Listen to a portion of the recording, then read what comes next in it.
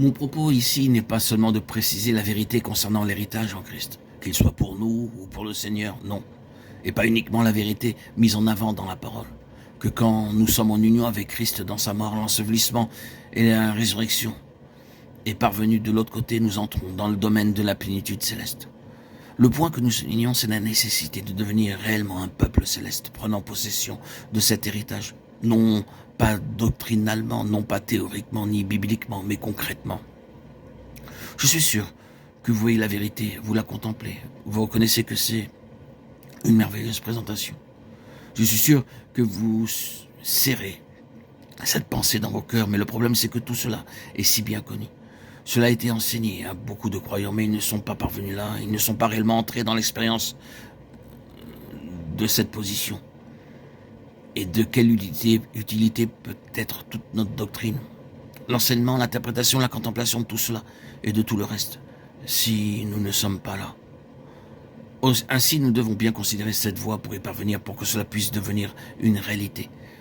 Lorsque le Seigneur entre dans son héritage, seulement quand son peuple devient réellement un peuple céleste. Et pour que le Seigneur ait son héritage, son peuple doit être là où il est vu dans la lettre aux Éphésiens, quand il prend réellement sa position et entre en possession, devenant véritablement un peuple céleste. Alors le Seigneur obtient son héritage. Voir les richesses de la gloire de son héritage dans les saints signifie que nous parvenons là où il peut voir cela en nous. Il ne peut pas avoir son héritage dans les saints tant qu'il ne les voit pas à l'endroit où il veut les voir, jusqu'à ce qu'il puisse réellement avoir un peuple qui réponde à sa pensée, avoir un peuple céleste.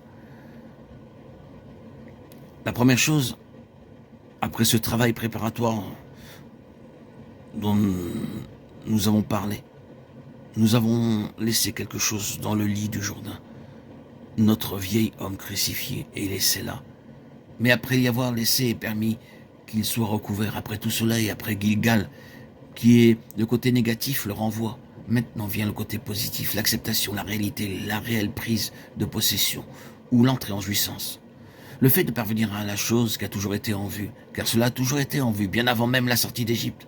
C'était déjà mentionné dans le cantique de Moïse. Oui, c'était vu par anticipation, dans ce grand cantique prophétique, en plus de la délivrance de la mer Rouge. Cela a toujours été présent de manière plus ou moins évidente à mesure que les jours passaient. Parfois, fort et clair, positif et saisissant, et en d'autres termes, faiblissant et s'éloignant de manière abstraite. Maintenant, tout cela est présenté comme une chose accessible car la préparation a été faite. Venons à ce passage dans Josué 5, 13, 15. Josué se tenait devant Jéricho, il leva les yeux, regarda. Voici un homme se tenait debout devant lui, son épée nue dans la main. L'esprit guerrier de Josué s'était évidemment manifesté et il lança un défi. Es-tu des nôtres ou de nos ennemis?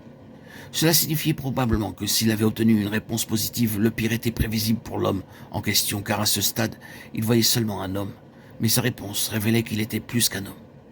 Josué avait donc capitulé, les laissant son attitude de défi, et se prosternait en adorant, confessant qu'il était le serviteur de celui qui était devant lui, et demandant ses instructions. Qui est cet homme?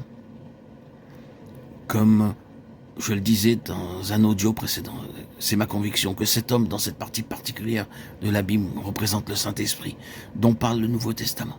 Cela, je pense, pourrait être confirmé de manière évidente, mais sans vouloir argumenter à partir des Écritures. Je pense qu'il s'agit bien de cela.